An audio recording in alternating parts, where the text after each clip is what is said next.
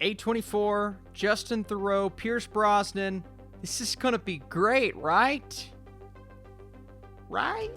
What is up, Flick fans? Welcome back to the channel. If you guys are brand new, what we do is we talk all things streaming, whether it be movies, Hulu, Netflix, MySpace.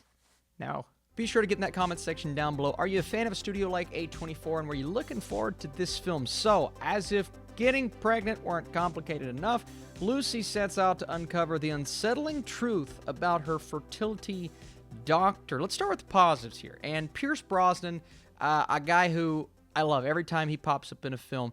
Now, this year, it's not been the best year for Pierce Brosnan so far. I finally watched The Misfits, and then I watched this film. He's great in this movie. Totally redeemed himself from The Misfits, and I'm getting very excited to see his interpretation of Dr. Fate in the DC universe. He's intimidating. He has that presence that is predictable in nature when it comes to the writing, the actual script itself, but just he as an actor, very, very good. And then you have our couple, played by Justin Theroux, whom I mentioned. I'm a huge fan. And then Lana Glazer, who I've never really been all there on prior to this film, but seeing her performance and the commitment that she had towards the role, very good. So from an acting standpoint, great.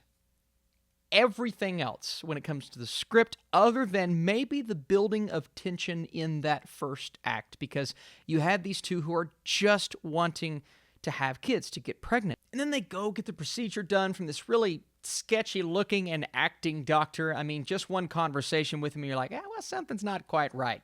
And then the nurse, specifically one nurse, around him, and then just that whole situation, even though you're in Lana Glazer's character's head and you're seeing all of this happen, part of it still could be that unreliable narrator, right?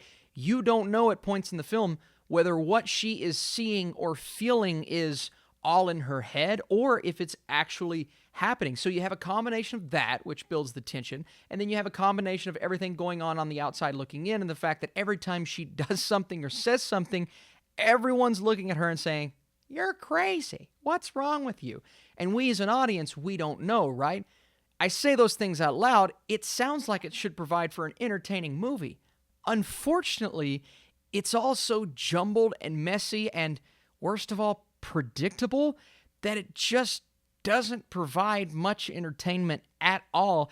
And the majority of this film is slow-moving progression and unnecessary dialogue. And it's disappointing because the atmosphere is so good and intense and you can feel it. And the entire movie, I'm rooting for it, right? Because I love A24 as a studio. I wanted it to be successful. And every 5 minutes, I'm slowly kind of checking out of the film more and more. And I'm like, come on, man, we just need this to pick up because it's getting really boring and it's really dull. And about halfway through the film, I said, I don't know. I've lost interest entirely.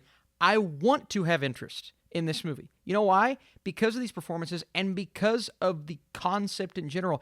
It does kind of feel like Rosemary's Baby, right? Like a modern interpretation. Very different, of course, but seeing this progressively get more and more insane. And the last 5 minutes, there is some sort of payoff. I didn't like the way it was structured, by the way.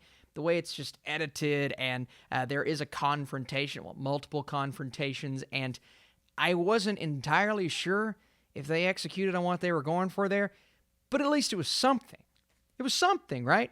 First 5-10 minutes, I'm on board. After that, up until those final 5 minutes, it just lost me. It entirely lost me. It's such a dull movie, and it's the first A24 film, well, maybe the first A24 film ever that I just had no interest in throughout the runtime.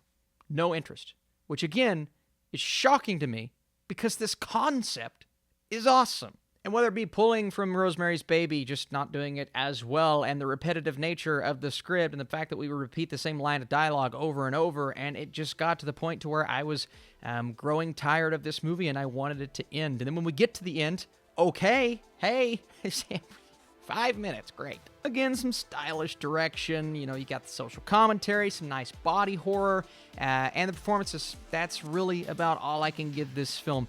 Everything else fell really flat for me, and even with the solid performances, false positive fails, due to its predictable and dull script. Before I give you guys my score, thank you so much for watching this video. Let me know what's your favorite A24 movie. Mine is not going to be this one. I'm going to 40% for false positive.